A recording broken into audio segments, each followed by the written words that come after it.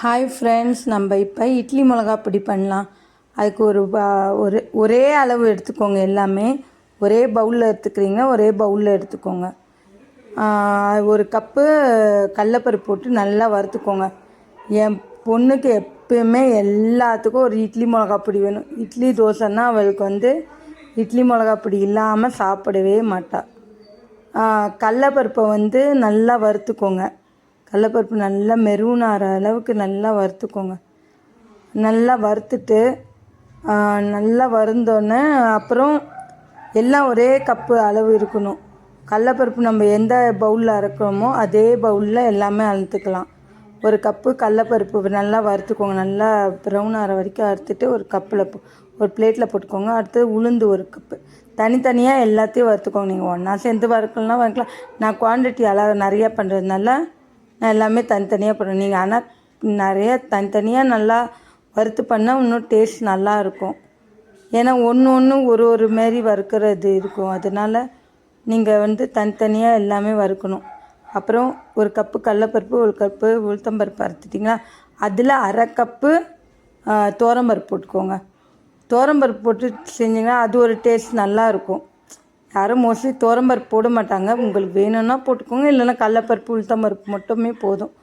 நான் துவரம்பருப்பு ஃப்ளேவர் இன்னும் கொஞ்சம் அது ஒரு டேஸ்ட் வேறு மாதிரி காமிக்கணும்னு நான் போடுறேன். அதோட நல்லா அதுவும் நல்லா வறுத்து எடுத்துகிட்டு பெருங்காயம் போட்டுக்கோங்க. ஒரு கட்டி பெருங்காயமாக இருந்தால் நல்லா ஸ்மெல் நல்லாயிருக்கும். கெட்டி பெருங்காயம் போட்டு அதையும் நல்லா வறுத்துக்கோங்க.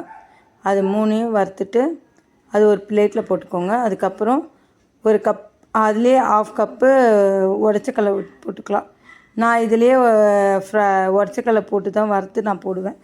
உங்களுக்கு இதெல்லாம் ஆப்ஷன் தான். உங்களுக்கு வேணும்னா நீங்கள் உடச்சக்கடலை மோஸ்ட்லி அதை கடலப்பருப்பு உளுத்தம்பருப்பு போட்டுட்டு அந்த பெருங்காயம் எள்ளு காஞ்ச மிளகா போட்டு செஞ்சாலும் ஓகே. இதெல்லாம் என்னோட இது ஒரு டேஸ்ட்டாக இருக்கும். இதெல்லாம் போட்டேன்னா துவரம்பருப்பு உடச்சக்கடலை நான் வேர்க்கடலையும் போட்டு பண்ணுவேன். இது ஒரு டேஸ்ட்டு, இது ஒரு ஃப்ளேவராக இருக்கும்.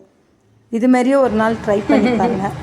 அதோட ஒரு கப் அதுலேயே 1/2 கப்பு எள்ளையும் நல்லா பொரிய வைங்க. நல்லா பொரிஞ்சோடனே காஞ்ச மிளகா உங்களுக்கு காரத்துக்கு ஏற்ற மாதிரி காஞ்ச மிளகா. என் பொண்ணு நிறையா மிளகா பொடி போட்டு சாப்பிட்றதுனால நான் கொஞ்சமாக காஞ்ச மிளகா தான் போட்டிருக்கேன். உங்களுக்கு வேணுன்னா நீங்கள் நல்லா போட்டுக்கலாம். அது கூட காஷ்மீரி சில்லியும் போட்டு அரைச்சிங்கன்னா நல்லா ரெட் கலராக இருக்கும்.